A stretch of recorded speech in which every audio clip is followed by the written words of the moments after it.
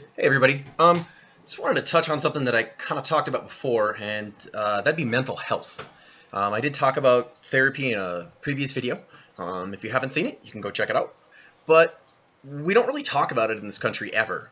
That's the majority of the reason why we have a lot of the violence, that and poverty, but mental health. So we don't like to talk about it because it would actually mean that we have to hold ourselves accountable, and that the whole just shove it down and don't talk about it doesn't work.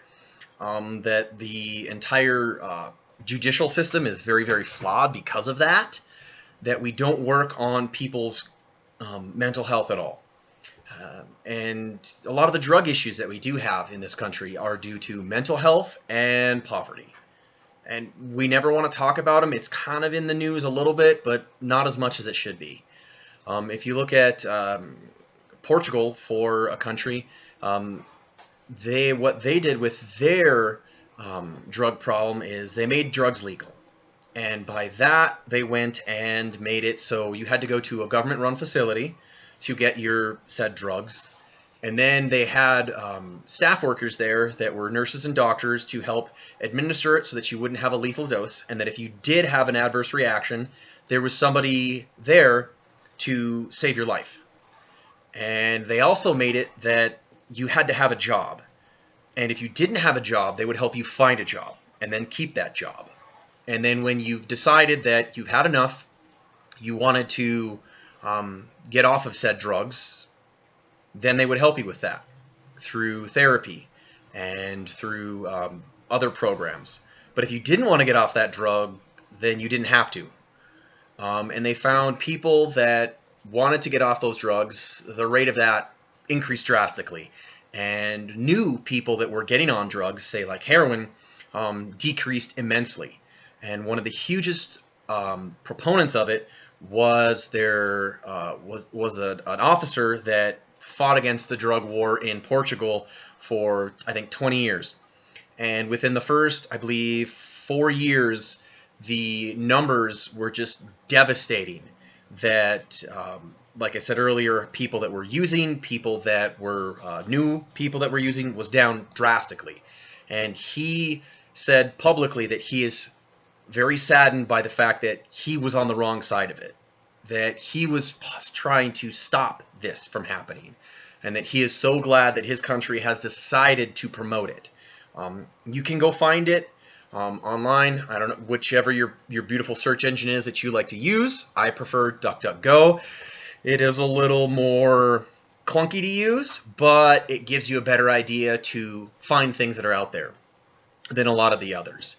And it's truly a thing that we need to talk about and work on is our mental health. The majority of suicides that we happen in this country, a lot of them are done with firearms, and the majority of deaths in this country due to firearms, 60% of it is suicides. We don't talk about it. I mean, there's a huge problem with veterans committing suicide, and we just kind of talk about it. Well, what about everybody else? We shouldn't just say, well, we don't care about everybody else, we're only going to talk about the veterans. It is big and important that we do talk about veteran suicide, but it's also big and important that we talk about everybody else's suicides as well, especially right now with people that are out of work that are going to turn to substance abuse because they feel hopeless. And we all need to help one another out in this time of need. That you can't just assume that the government's going to be there or a program's going to be there. They shut down a lot of these places. They shut down a lot of Alcoholics Anonymous, Narcotics Anonymous, where people get their help from, but they left open a lot of other places. Most likely your local drug dealer, if you are in this situation, didn't shut their doors and say, nope, we're closed due to COVID. They said, sure, why not? I don't care. How can you pay me?